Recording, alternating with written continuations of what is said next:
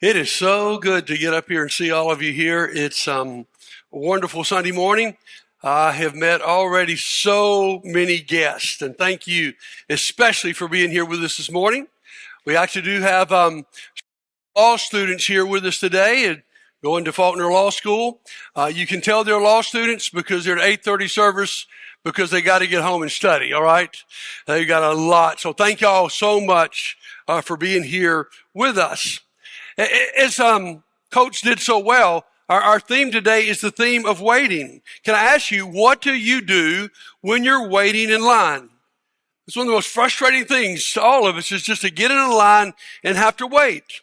Do you scroll social media or respond to email, listen to music or podcasts, or just what I do is keep up where I would have been if I'd chosen another line? How about you? So, what psychologists say is you're worse off waiting in line if you're bored or think the lines are unfair. Okay, so that makes it seem even longer. They also say the closer you get to the front, seemingly it feels like the wait is longer.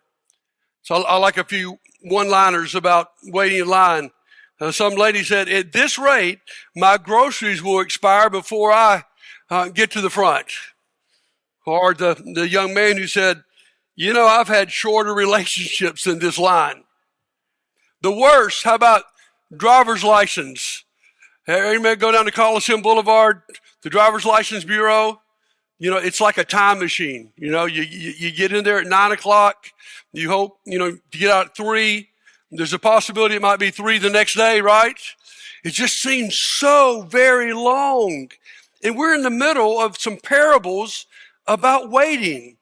It can feel as long as the line up there. And in these two parables, Jesus is in a role. Last week we looked at the parable of the bridesmaid that said, you need to be ready and you need to be watching. He may come back any moment. Today we get to the parable that's commonly called the parable of the talents. That's going to say, while you're waiting, here's what you need to be doing. So there's a great connection between the bridesmaids and the parable of the talents. And the word in between them is a simple word. NIV probably translates best, again. He's saying, okay, let me tell you a story that's similar to that story. Let me give you a little bit different angle on this waiting. And then the commonality is, after a long time, the master comes back. So remember one lesson we learned last week that really has stuck with me. Wisdom is doing now what will make you happy later. Let's all say that together. I want you to memorize that. Wisdom is doing now what will help make you happy later. You see, I love the stories that Reed told about preparation in athletics. Get in the game. All that preparation, all that training's gonna pay off. If you're doing homework, if you wait till the last minute, but if you pace yourself and you prep now, you'll be a whole lot happier. If you're getting ready for a life group to come to your home tonight and you didn't do any cleaning yesterday and it's sort of a mess and life group starts at 6 and at 5 o'clock you're killing yourself to get ready. Wisdom would be, we do what we need to do so we're happy when the moment actually comes. So today, in this parable, we're going to talk about what do you do while you're waiting? And we're going to walk through this parable and we're going to see 5 very challenging points. And then we're going to see something that I think is going to be extremely encouraging that I've never noticed before. What is underneath the parable and the reactions of the 3 people in the parable, okay? So if you have your Bible, let's go to Matthew chapter 25. And let's start reading in verse 14. Again, we're still talking about waiting. It will be like a man going on a journey who called his servants and entrusted his wealth to them. It's like if Jeff Bezos, goes to Amazon one day, says, I'm about to take a flight. I'd like to leave my investment portfolio with you. Let's see how you do. I'll be back. And you work on that. To the one, he gave 5 bags of gold. And he said, that's not the proper translation. Well, honestly, it is. Talents mean something different to us than it meant in this parable. It actually is about money, somewhat about talents. It's not about what you could do to get on America's Got Talent, right? So he gives the first one 5 bags of gold. Now, this is the amount of probably 10 years of wages. I mean, it's a lot of money. To another, 2 bags, and to another, 1 bag. Now, here's where we might tie back into the talents. Each according to his ability. Then he went on his journey. The man who received 5 bags of gold went at once and put his money to work and gained 5 bags more. So also the one who had 2 bags of gold gained 2 more. But the man who received 1 bag went off, dug a hole in the ground, and hid his master's money. Now that sounds really weird to us, but it's not so weird in the first century. When the Romans came and captured Jerusalem in AD 70 and they destroyed the city, they found all these holes where treasures and money have been stored. So it's going on here. So what's our first point? Our first point is simply this. God entrusts us with resources and responsibilities. Okay, God's given those things to us. Now, what I think you need to notice right here off the top of the lesson is he doesn't give us the same amounts. You know, we think fair would be he gives everybody 5, everybody 2, everybody 1. No, God looks at us and God gives different amounts. And he doesn't expect you to do what you can't do. He's not going to judge you if you're a 1 talent person or a 1 person or just the money of the 1 bag of gold as if you're the person with 5. So let's keep reading. Verse 19. Here we go. After a long time, the master of those servants returned and settled accounts with them. The man who received the 5 bags of gold brought the other 5. Master, he said, you entrusted me with 5 bags of gold. See, I've gained 5 more. His master replied, well done, good and faithful servant. You've been faithful with a few things. I'll put you in charge of many things. Come and share your master's happiness. Oh, what awesome words to hear. And then we see a repeat. The man with 2 bags of gold also came. Master, you entrusted me with 2 bags of gold. See, I've gained 2 more. His master replied, sweet words. Well done, good and faithful servant. You've been faithful with a few things. I'll put you in charge of many things. Come and share your master's happiness. Let's stop there and let's make another point. Faithfulness, not comparison, is what counts to God. All right? It's what you do with what you have. He doesn't give us all the same, and he doesn't expect the same from us. Now, one of the things, especially if we're talking about money here, is if you're a Christian, God's not going to give you more than you can handle. We've seen a lot of passages the last few weeks of warnings about money, as if Jesus said, it's harder for a rich man to enter the kingdom of heaven than it is for a camel to go through an eye of a needle. So if you're a Christian, and maybe you look across and you see somebody who really has hit the jackpot and you haven't, don't be jealous. It may be God's protection of you. God's just going to give you what you can handle. And so don't be jealous of that person. Celebrate actually what they have. So here's the challenge I see at this point. Stop trying to be who you're not. Stop desiring something you don't have. We've said this so many times in the last year. Comparison is the thief of joy. Often I'm really happy with what I've got until I run into someone who's got more, right? And then I compare myself, and then I end up being miserable when the truth is I was okay until I saw that. You know, think of all these athletes coming in. Man, I always, in my life, wish I had more athletic ability, all right? I was slow, coach. It wasn't there. So funny, a few weeks ago, well, back in the summer after I'd had my shoulder replacement surgery, I was talking to Coach Dane Brown, the Faulkner football coach, and he was asking me how I was doing. I said, well, you know, I just had shoulder replacement. And he said, well, I'm sure that was from an old football injury. I said, no, Coach Brown, my best sport is ping pong. And I don't use my left arm, all right? Have you ever looked at someone, man, how fun it would be to run for that touchdown, to slam dunk that basketball. But I know God has given me other gifts in other areas that I need to recognize and I need to celebrate. I don't need to go around and be jealous of people, neither do you.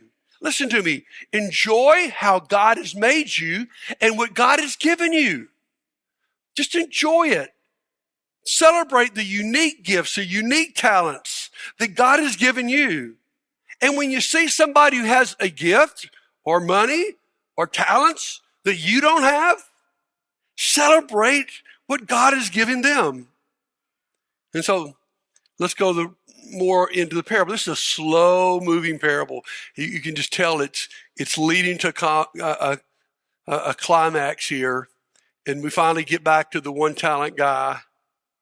Then the man who had received 1 bag of gold came. Master, he said, I knew that you are a hard man, harvesting where you have not sown and gathering where you have not gathered seed. So I was afraid, and I went out and I hid your gold in the ground. See, here's what belongs to you. This is some of the toughest verses of the Bible, guys, we're about to read. His master replied, you wicked, lazy servant. So you knew I harvest where I had not sown and gather where I had not scattered seed.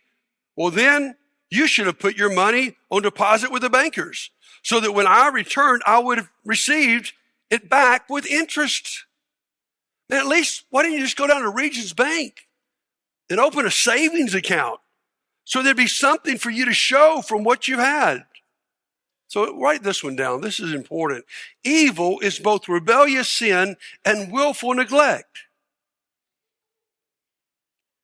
You just think about this. I mean, Jesus uses some harsh words here. Why in the world does Jesus call this man wicked? Is he doing something we'd consider wicked? Is he, out setting up a prostitution ring? Is he illegally transporting children? Is he selling drugs? I mean, the things that we consider really wicked, we don't see it. So why is he wicked? This is a whole different idea, guys. It's because he did nothing. If you are as old as I am, you remember in church when we talked about sins of omission and what? Commission. Man, you guys are old. Sins of omission and commission. It's really pretty right. What is commission? It's when you're just doing something wrong. When God said don't lie, don't cheat, and you just go do that, that's wicked. But do you recognize to God is just as wicked when you know what you should do and you don't do it? I mean, listen to James chapter 4, verse 17. If anyone knows the good they ought to do and doesn't do it, it is a sin for them. Wow. See, oftentimes we got this weird view of Christianity is if I just don't do all the bad things the world's doing, then I'm pleased. It's just a list of don'ts, guys. That's so limited. And what Jesus is saying here in this parable is, it's just as wicked to hide what God's given you, to not put it to work for the kingdom of God. If you're not using today your money, your gifts, your abilities, let me tell you, that's wickedness. If you're not doing anything for anybody but yourself, it's wickedness. If you're not engaged in the kingdom of God and its work, this parable will tell you it's wickedness. So that's pretty challenging. We'll talk about that in a moment because that's a pretty big challenge. So let's finish the parable. So take the bag of gold from him and give it to the one who has 10 bags. For whoever has will be given more, and they will have abundance. Whoever does not have, even what they have, will be taken from them. and throw the worthless servant, wow, another word there, worthless servant outside into the darkness where there will be weeping and gnashing of teeth. Here's another principle real quickly. You either lose it or you use it. Excuse me, either use it or you lose it. Man, everything's turned around here. Either you use it or you lose it. God gives the person who's out there, man, using whatever God's given them for his glory. He said, man, because this story is not about ownership. This story is about stewardship. Because you don't own a single thing that you have. You are a manager for God. And if God comes back or God looks down and goes, man, she's really using what I've given her. Let me give her more. But if he looks down and goes, man, I've given you this, you can just sit on your tail. I'm going to take that away from you. So you use it or you lose it. I learned a lot about that through my shoulder rehab. And after you've had that kind of surgery, you better do the exercises or you're going to lose complete use of it. And so to make sure I did good, man, I'm telling you guys, I went to as much rehab as I could because I knew on my own I might not be disciplined enough to do the exercises. So I'm telling my wonderful rehab girl, I want to come as long as I can, schedule me as much as you can, because I know if I don't use it, I'm going to lose it. And that's how God looks at the abilities and gifts and money that he's given you. And then let's just give this challenging lesson that's obvious in this whole story. We must anticipate a day of accountability coming where God will honor your choices. Pay close attention to that last line, where God will honor your choices. Let's just sum it all up here, guys. One day, God is coming back and he's going to ask you and look at, what have you done? What have you done with what I have given you? What have you done? There's that day coming, folks. And like we learned last week, we don't know the day, but it's coming. And it seems like it's an awful long line. But let's be honest, that's a little bit uncomfortable to us. Before we get to the point I really want to get to, let's confront a couple of uncomfortable truths. Is the wicked man right about God?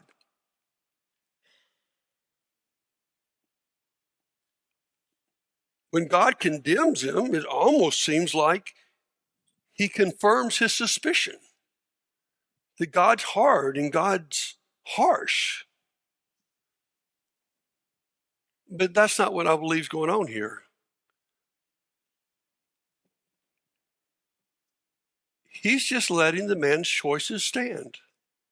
Basically, when the man comes back and gives an account, he says to God, here's your money. I don't want it, and I don't want you.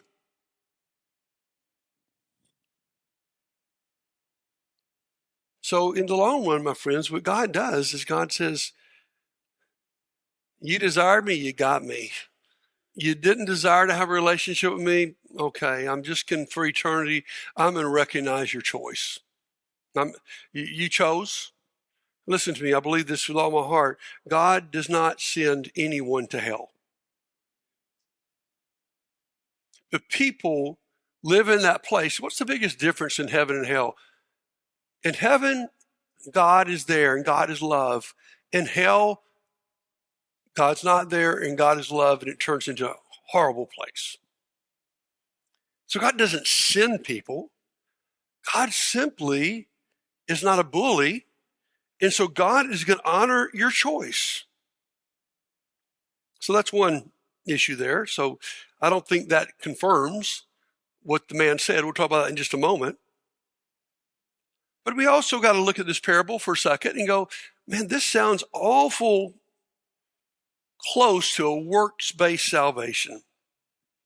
I mean, these guys are judged really by what they do. Is that what it is? Reminds me of James chapter 2, verse 14. What good is it, my brothers and sisters, if someone claims to have faith but has no deeds? Can such faith save them? Suppose a brother or sister is without clothes and daily food. If one of you says to them, go in peace, keep warm and well fed, but does nothing about their physical needs, what good is it? In the same way, faith by itself, if not accompanied by action, is dead.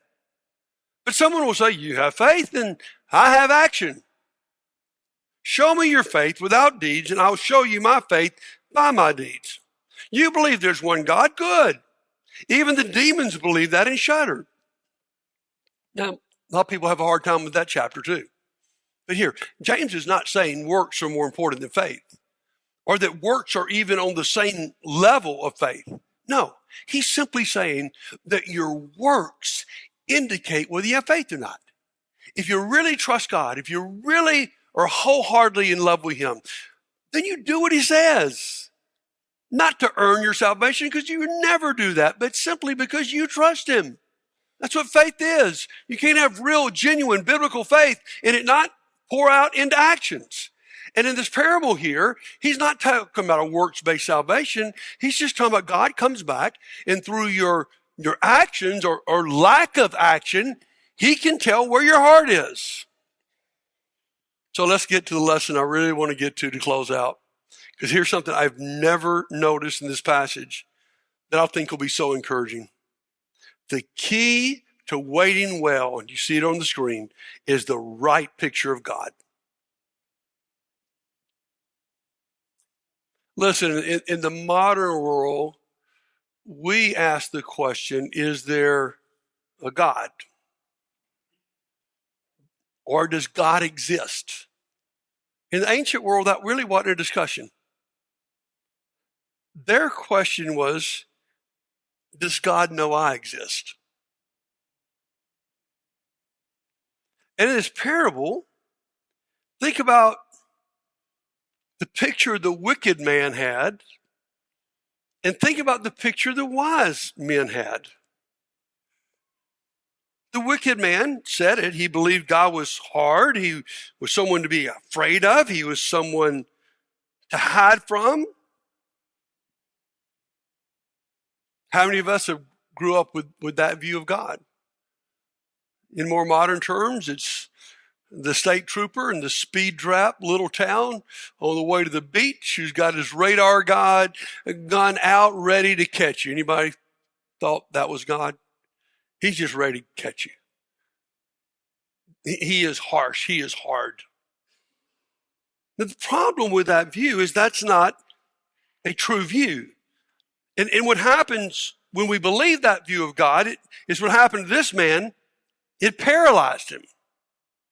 Because he was so afraid of doing the wrong thing, he never did the right thing. And I don't see that just with individuals. I see that with churches. Many of us grew up with a heritage that said, man, one thing wrong and you're out. We grew up with sermons, better safe than sorry. So what happened in churches like that? They were so afraid of doing something wrong, they did nothing. And what happens to us when we have that view of God is that we're paralyzed. If I step out, how about if I say the wrong thing? How about I invest in the wrong place? How about... And that determined his relationship. Now here's what I've never seen before. Beneath this whole parable, we see the wise men encountered a very different God. Think about the things we heard about the master. He gives a generous fortune. He praises those who do well. He empowers them with more gifts. He invites them to come share life with him and share his happiness. Whoa, what a difference. On one hand, we got this guy who thinks God is harsh and judgmental and someone you'd hide from because you don't want to come in his presence or you'll be in trouble. On the other hand, we see a God who's trusting, blessing, generous, affirming. So what I've learned these last couple weeks is that the key to understanding this parable is, how do you see God? If you have the correct picture of God, it's going to change your response. Your picture will determine that. When I lived in Pensacola, we had a mission spot in Ukraine, Gorlovka, Ukraine. It was actually still in Russia at that time. And so watching this war is just an awful thing. And we went over there, and it was right when the Iron Curtain came down. And man, you could go to an auditorium downtown and just tell people that you're going to be sharing the Bible, and they would line up in droves. It was amazing. But I remember a contrast. We stayed in this hotel, and there was this Ukrainian college student who would come. You thought he was sort of trying to hang out with us, but he would just sort of stand in the corner of the hotel room. He would never really talk to us. And I finally got my courage up one day. I said, man, you can come talk. You can come be a part of it. And here was his first question. He says, in America, have you ever seen a shootout? Because that was his view of Americans. That was the way he got the news. All we do is shoot each other up. So he was scared to death to be around us. But then later I met another Ukrainian. We met him. He was a coal miner. And he told me this story. He said, even before the Iron Curtain came down, there was an American executive coal mining company. He came to see us, and he went down in our coal mine. So we went down the elevator. We went to the end of the coal mine. I mean, here's this guy. He said he's in a coat and tie, and he's crawling through the mess with us. I just couldn't believe it. And then we go back, and we get to the elevator, and the American executive says, there's somebody missing. Where's that dude? And we go, oh, he's just probably about there. The American executive didn't go up the elevator with us. He went back through the coal mine searching for the one guy who wasn't with us. And this is the first statement he made to me. All Americans are wonderful. And so, man, he responded to us in a whole different way. I'll never forget the day that big old broad-shouldered, guy was baptized in a tub. Some people sprinkle, some pour, we slosh, okay, just trying to get it covered. But again, their reaction to these foreigners was everything to do with what their view of us was. And guys, here's the deal. Your reaction to Jesus is going to be dependent on your picture. So I'm asking you this morning, what's your picture of God? How can I know your picture of God? What do you do with what he's entrusted you with? If you're paralyzed and scared, you'll just dig a hole and bury it. If you understand how loving and how good and generous he is, how he wants you to share happiness with him, my goodness, you will want to be working with him in every way you can right now before he comes back. How will you use what he's given you while you wait? Because with the correct view of God, this can change everything. So let me ask you a couple questions that we're about to sing. What's your view of God? And by your reaction, by your service or lack of service, by your use of the gifts and money and abilities and talents he's given you, does it say you really trust him more than you trust yourself? Or are you paralyzed because quite frankly, you're scared of him? Because that view of God will keep you from ever surrendering your life to God. And if you have given your life to God, if you have that wicked man, wicked, lazy, worthless man, ooh, that's hard. If you have that view, it'll also keep you from stepping out for God because you're scared if you did, you'd blow it. See what God wants to say to you. For this parable, he said, I want you to see this incredible picture that's beneath the whole parable. I'm not who the wicked man thought I was. I'm who the wise men experienced. And what I want to do more than anything else is when I come back and I see, you haven't been perfect. But oh man, while you waited for me to come back, you've been active.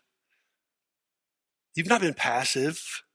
And what I want to say more than anything else is, well done. You've been a good and faithful servant. Come enjoy my happiness. That's what he wants.